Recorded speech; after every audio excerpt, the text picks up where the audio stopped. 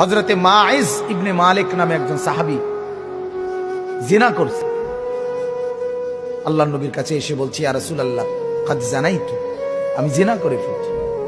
আল্লাহর নবী ফালতাফাতা, অন্যদিকে চেহারা ফিরিয়ে দিয়েছেন। আবার তিনি বললেন ওইদিকে ফিরে গিয়ে, ইয়া রাসূলুল্লাহ আমি জিনা করেছি। নবীজি আবার চেহারা আরেক দিকে ফিরিয়ে নিলেন।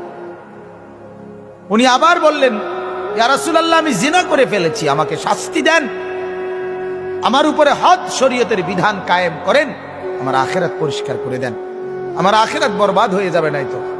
আমি এখন ফয়সালা বিচার মানতে রাজি, আমার রায় এখন করে দেন। আল্লাহর নবী সাল্লাল্লাহু আলাইহি সাল্লাম তিনবারের পরে সাহাবীদেরকে বললেন, খোঁজ নাও সত্যি কিনা। খোঁজ নিয়ে দেখছে সত্যি ঘটনা। আল্লাহর নবী সাল্লাল্লাহু আলাইহি সাল্লাম বলছেন, গর্ত খনন করো। গর্ত খনন করছে।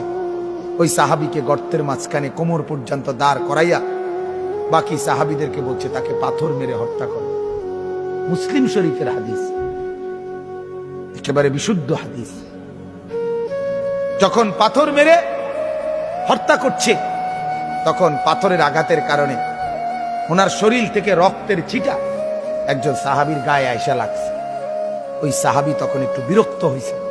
বিরক্ত হইয়া বলছে, আহ, এক নাফরমানের রক্ত লাগবে, এক বদকারের রক্ত গায়ে লাগবে তো, মানে এরকম একটা বিরক্তি দেখাইছে। সাথে সাথে আল্লাহর নবী সাল্লাল্লাহু আলাইহি ওয়াসাল্লাম নবীজি বললেন, হে সাহাবী তুমি এটা কি বললা, কি বললা?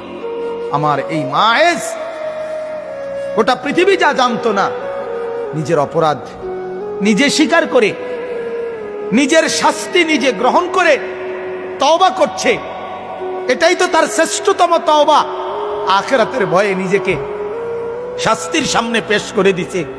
আল্লাহর নবী তখন বললেন, লাকাদ তাবা তাওবাতান, আরে সাহাবীরা শোনো, আমার এই সাহাবী এই মুহূর্তে এমন তওবা করছে, এটা তার এমন তওবা, লাউ কুসিমাত জামিউল আরদি লা ওয়াসাত, যদি তার এই তওবা বাইটা বন্টন করে পৃথিবীর সমস্ত নাফরমানের গুনার মোকাবেলায় তার তওবা যদি বন্টন করে, আল্লাহ তাআলা সবাইকে মাফ করে দিবে। তার তওবা এত ভারী, কারণ সে তো নিজের অপরাধ নিজে কি করছে, স্বীকার করে নিছে।